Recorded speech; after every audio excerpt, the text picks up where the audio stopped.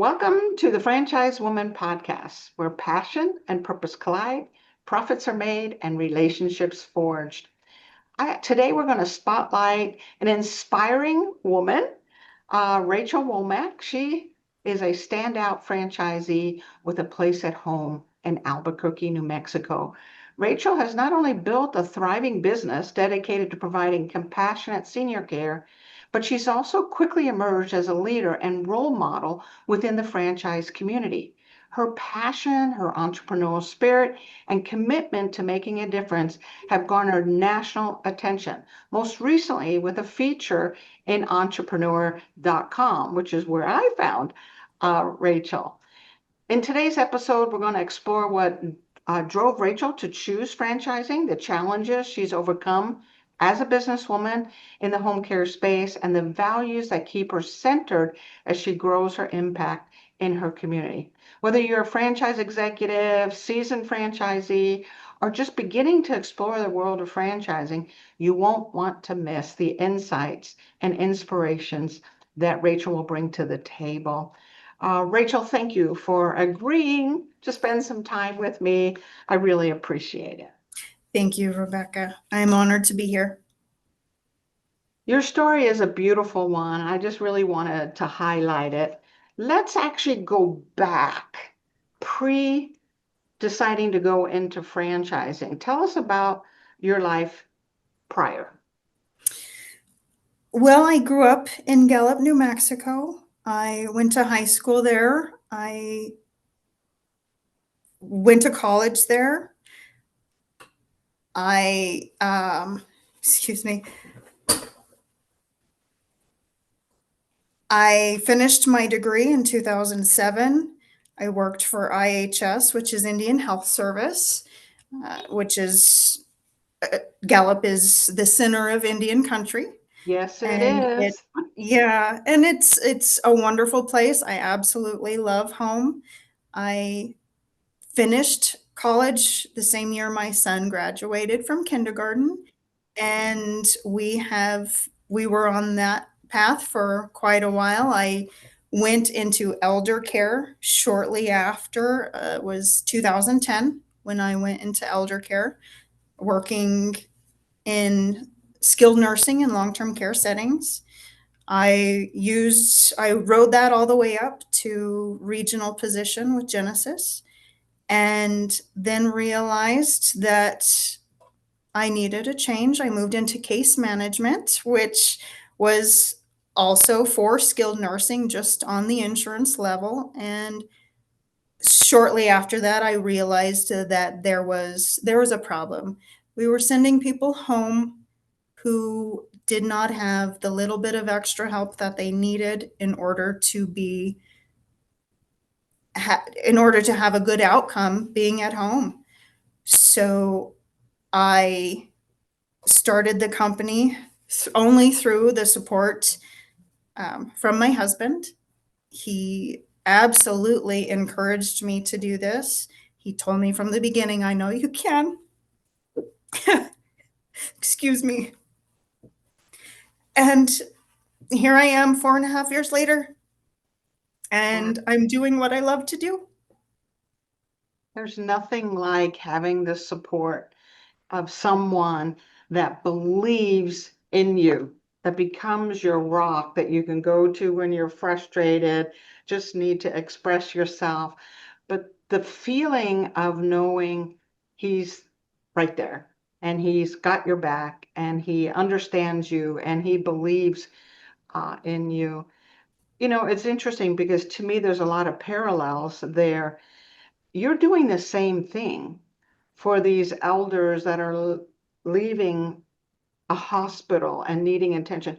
You got the backs of their family, right? You're right there beside them, offloading some of their challenges, including just the psychological wear and tear of taking care of a family member who's ill and elderly and coming home from the hospital. So you're providing the same to your clients, to your families, as your husband is providing to you.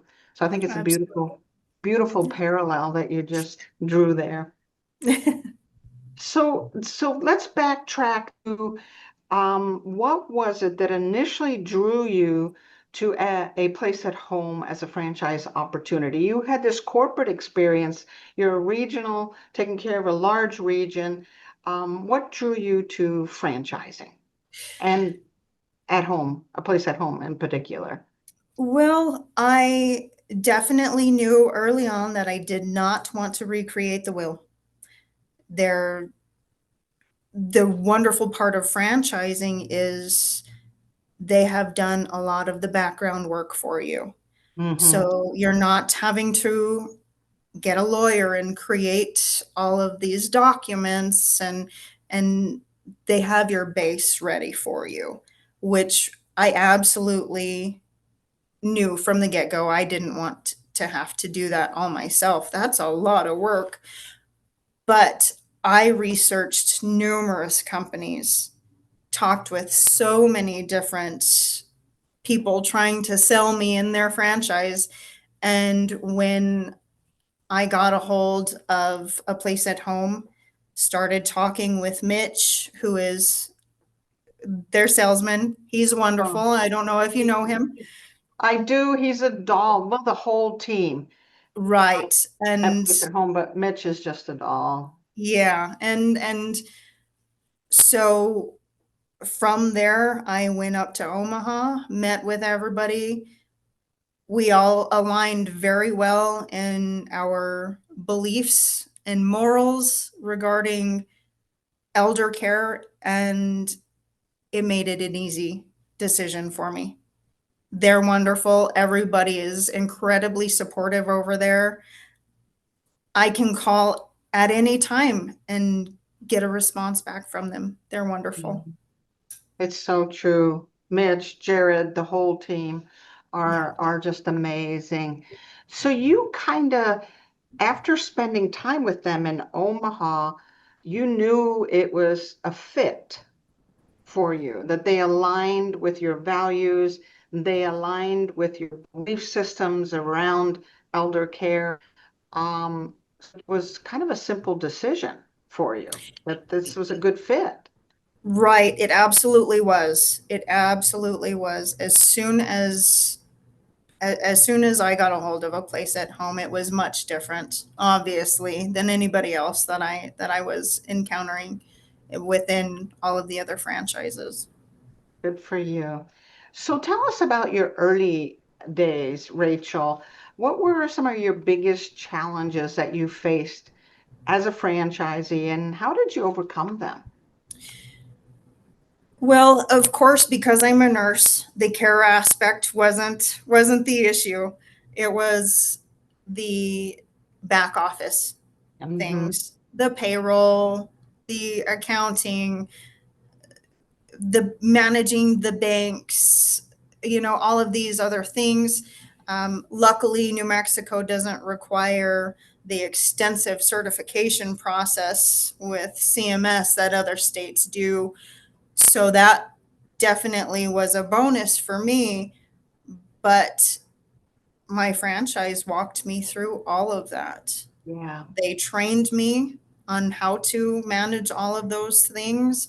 They were there for any questions that I had, and they definitely did their part to make it not I'm not saying it was easy, because definitely it was a learning curve, but they definitely eased it for me. I liked how you distinguished the difference there, that the technical skills of being a phenomenal nurse you had. That was not an issue at all. It was the back office component. So even when you were in the corporate environment, a lot of that back office kind of stuff was handled. And now as a franchisee, you're juggling both of those things. So there's a learning curve, right? Absolutely. To make that happen. And again, fortunately, you had someone or someone's that Yeah. had your back to teach you and walk you through it. And then in time, you were able to master it. So you really are serving the most vulnerable population. Right. What fuels your passion for this kind of work? I believe that there is a major disadvantage in this country in the way that we care for our elderly. It's not it's not very much like it used to be. I remember my grandmother took care of the grandkids and her parents. Mhm. She was able to stay home. It is not that way anymore. Our young parents don't even have the time to take care of their own babies, much less their parents as well. Wow. So that is where I'm trying to squeeze in and trying to help whoever I can help. I hadn't put the two and two together, but it really is true. We got moms and dads with, you know, massive careers, going and going, oftentimes traveling, doing the best they can to raise their children who are also going and going and going with Right. various activities. And then you have an elder that is needing your help. You're juggling three jobs, basically, Right. at that point. So to have some relief from that by bringing someone in that helps these families through that, at least with the elder care component. Sure. I want to know more about your grandma. Um, it sounds like she was a very positive influence on you. Can you tell us a little bit more of how she made an impact on your life? My grandmother was also an RN. She worked every day that I can think of. We spent the summers with her as often as we could. Uh, she was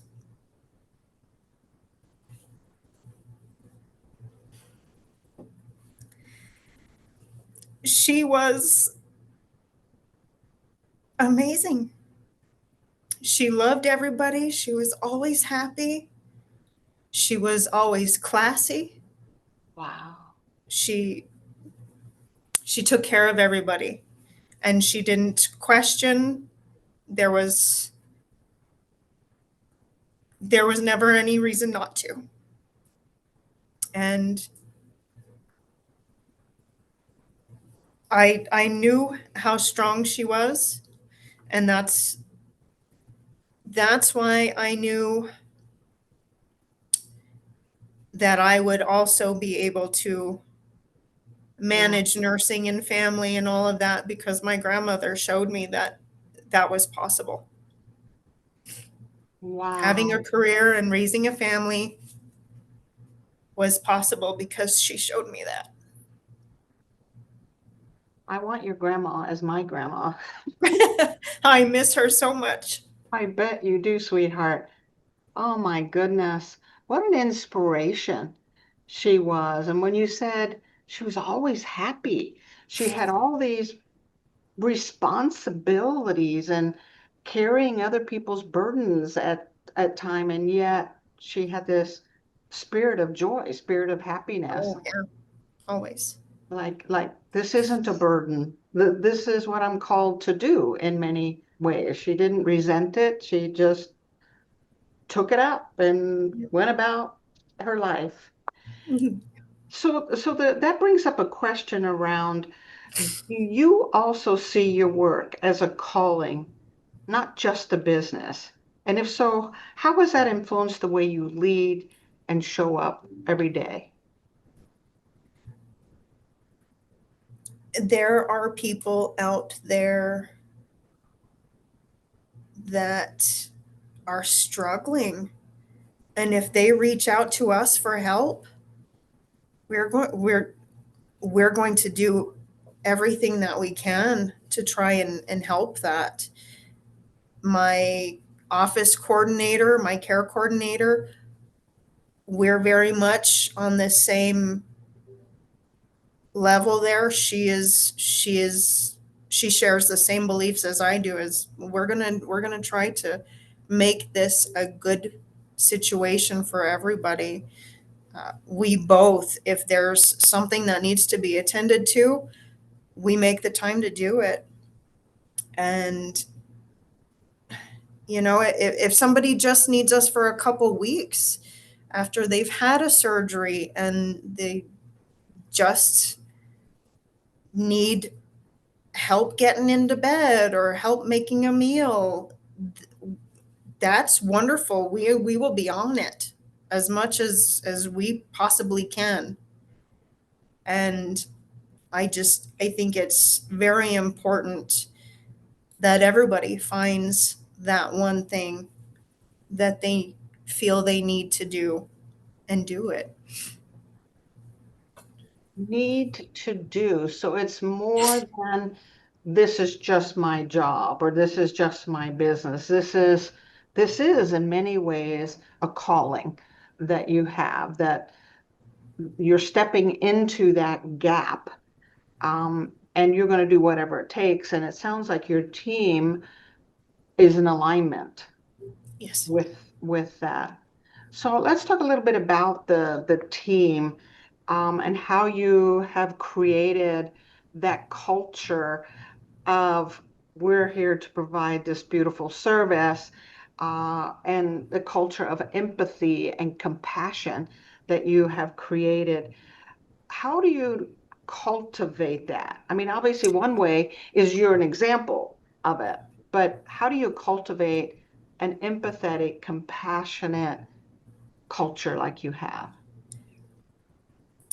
That is not always easy to do. That is some you have to pick the right people in your circle because not everybody has the same compassion for others as we do. I know a lot of people that own agencies that are they're more about the bottom dollar. And you have to be very particular in who you're adding into this situation. But definitely trying to be the example is the other aspect to it. If I didn't care and my care coordinator came to me and said, this is happening, we need to do something, and I said, oh, don't worry about it, then that's what would happen next time she got another call for another person. And Yeah. that's not what we're here to do. So every time that something comes up, we're working to make sure that it gets taken care of.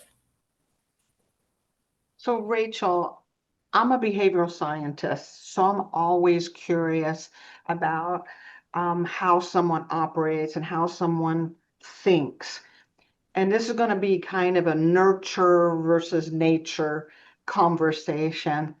Do you think we can teach compassion? Do you think we can teach empathy? Or do you just think some people have bigger hearts when they're born? What's your thoughts on that? I think it is much more difficult to teach those things with what's going on in the world right now. That's what I was thinking. Yeah.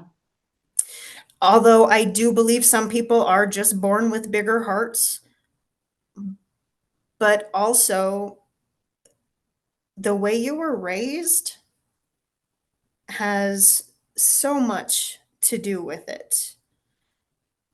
I was at a very young age helping my mother with my younger siblings.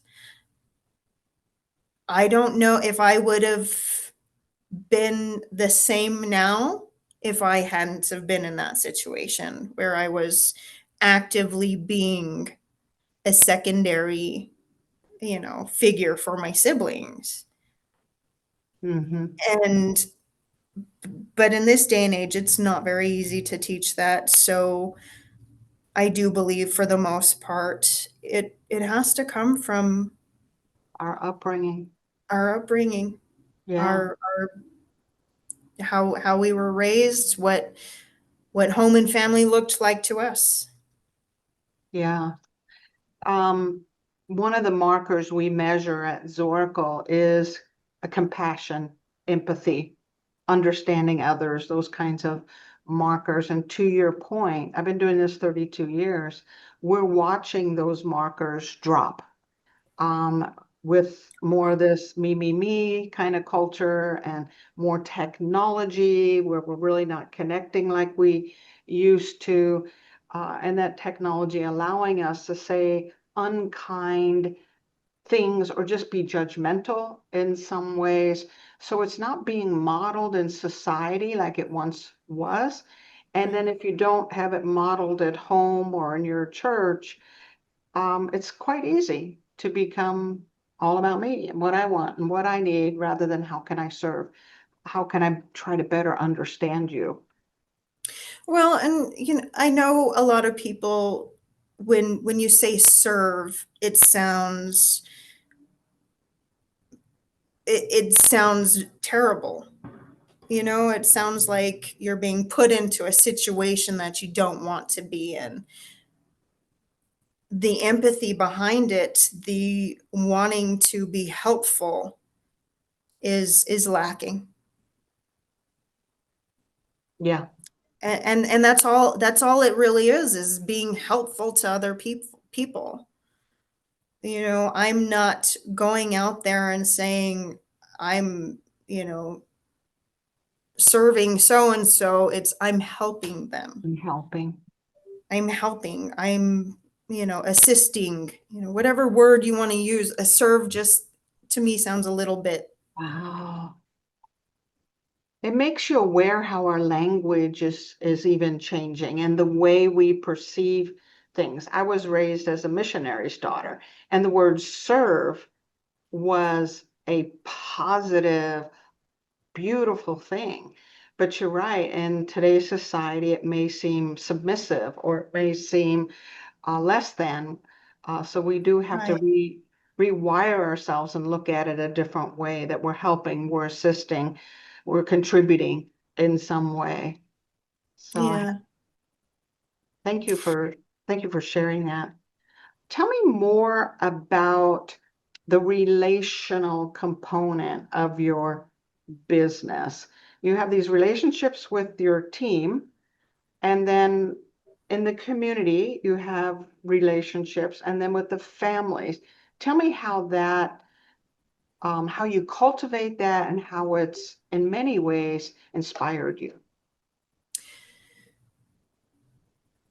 Cultivating the relationships with families, I don't feel like it has been difficult at all for myself and my staff. And the reason is because we're actively listening. We're showing that we want to be helpful. We're letting them know there's things outside of just what you had on your list that we can help with. Being there, answering the calls when families and clients are panicking because they need more help and it wasn't scheduled, and how can we do this and how quick can we get somebody, and just being that calm assistance. They know that when they call us, we're going to help them to the best of our abilities. Out in the community, with making relationships with other agencies and facilities and things like that, of course, that can be a little more difficult because we all understand, we're all trying to do the same thing, and there's definitely some bias in those places, and that's fine. I definitely understand that. It takes a history of doing well in order to to grow those relationships. And we are doing that. And we slowly but surely, I mean, we've been in business for just over 4 years and we're getting there. And I absolutely love it. That's an important factor, the way you describe it, because relationships are not overnight, right? Right. You don't just walk up to someone and say, "You're going to be my best friend," and they agree to it, right? And Yeah. it's the same way in the community when you're building referral partners or even someone that might be providing some of the services you do and you provide some of theirs or whatever. Building those relationships takes intention, Right. um, and regular communication and being out in front of it.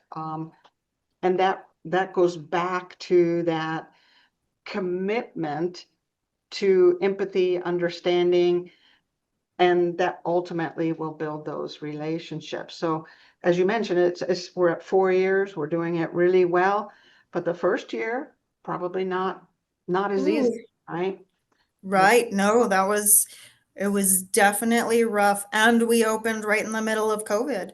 ouch, yes, that's Yeah. right. So that was another hurdle. We couldn't go into facilities and have sit down conversations with people and getting people to answer emails when you know they're being inundated with Oh my all of goodness, these yeah. emails. I get a couple hundred a day at this point. I know they were doing that as well. So just having some patience was really important in the beginning, and it was definitely slow going, but it was worth it. Every bit of it. Patience, another attribute that we're not as good at as we once were. You're All that right. instant gratification, right? Oh. Absolutely. So, how do you stay connected to your purpose when you're crazy busy? What allows you to stay focused and in this is what I'm called to do? When we get the compliments from our family and our clients and our staff, this is a great place to work. So and so was wonderful today. They came by, they made me the best meal, or any little thing like that is just positive reinforcement. We are where we are supposed to be. Yeah. And as it relates to the community, you're having a massive impact. How does it feel to you to know you're a trusted resource in Albuquerque? It is very humbling. I bet. I I'm a small town kid, From you Gallup, know, New Mexico. and now I'm making a difference in people's lives, and it is every day I'm grateful for everything I have, everybody that is in my life, everybody that I get to meet and hear their stories and be a friend to.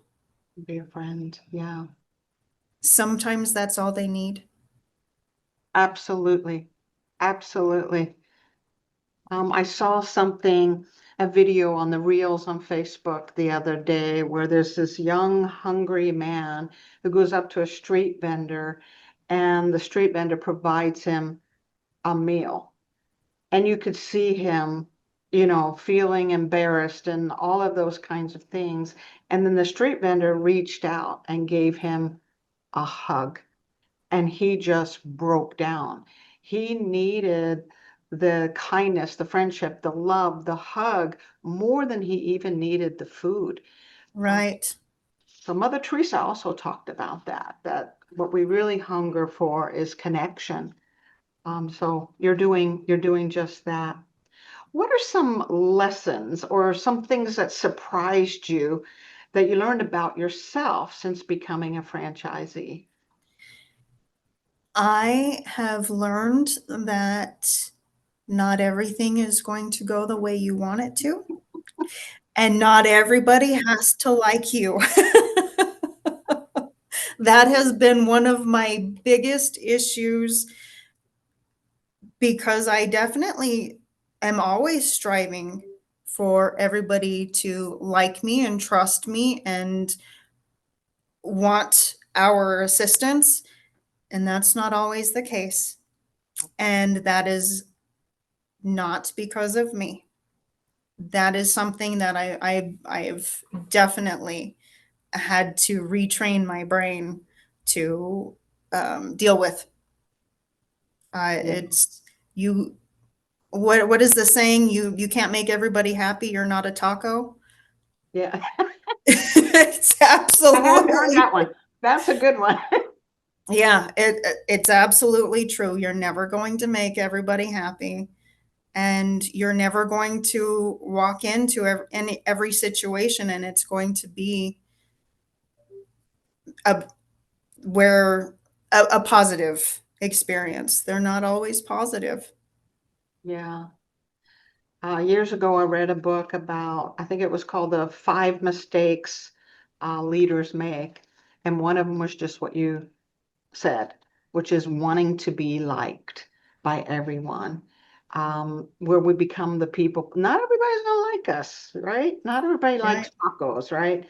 Well, actually, everybody does like tacos, but I think so. I mean, I do. I do. So, to kind of wrap up, what is the legacy that you want to leave? When you decide to retire or sell the business, what is the legacy you want to leave? I just want everybody to know that I started this and I worked my tail off for this for everybody else. I my first thoughts when I was first thinking about opening an agency many years ago was I want to do better. I want to be a better employer. I want to be a better provider. That is what I hope everybody remembers. Yeah. And that's also become your due north in many ways, where you're staying true to this is what you want for yourself and others. If you had a message to others in leadership roles, others considering going into business themselves, what would you want them to know? It is hard. It is hard, but having the support of your friends and family is extremely important. But you also have to have some amount of fight in you because it is so hard. You need persistence. But I think everybody that has it in their head to do something like this should absolutely start putting the pieces together to get it going. It is worth it. It's worth it. Well, and I like one of the pieces, as you mentioned, is that support system, right? You have to be persistent, you have to be focused, you have to see this as a purpose, a passion.